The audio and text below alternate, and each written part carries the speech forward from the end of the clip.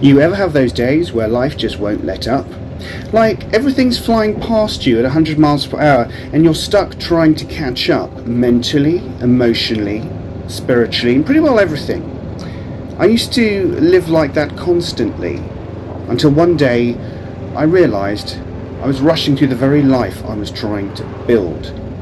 So today, let's just ride. No destination, just some thoughts about how slowing down, not just on the bike, but in life, actually can save you from burnout. It might sound really simple, but it's been huge for me. So stick around if you want to hear more. Alright, living life in the fast lane. A few years ago, I was always chasing something, whether it was new goals, new milestones, always on, always pushing. And the thing is, that's what we're told to do, right? Hustle culture. No days off. Sleep when you're dead.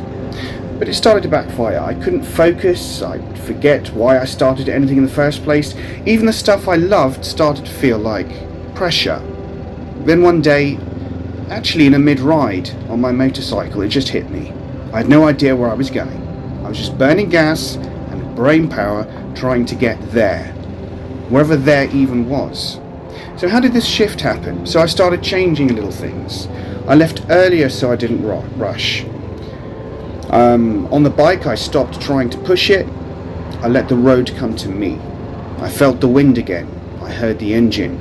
I took back control of my pace. And honestly, that shift, just slowing down, made me see everything more clearly.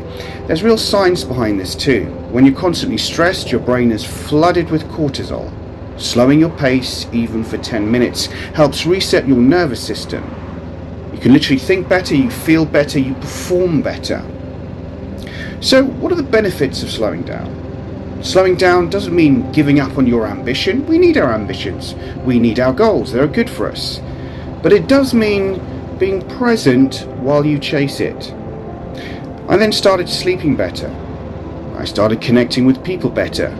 Even my creativity came back. And this ride, it became more than just a transportation, it became therapy. Every one of these slower rides reminds me you can't appreciate the view when you're actually flying past it. So this may be actually your sign. Slow down. Take a breath. Enjoy your ride. Look around and ask yourself, are you actually living your life or just surviving it on autopilot? For me, slowing down wasn't weakness. It was the strongest thing I ever did. And if you're still watching this, riding along that is, thank you. This means more than you know. And if this has hit home for you, even a little, do me a favour. Hit that like button and drop a comment telling me one small way you've been learning to slow down. I read every single one of them. And if you want more of these ride-along, chill rides, real talks, consider following or subscribing because I post all the time. Ride safe out there, life is short, no need to rush it. Remember, it's not just about the destination, it is also about the journey. This has been Angel Talk.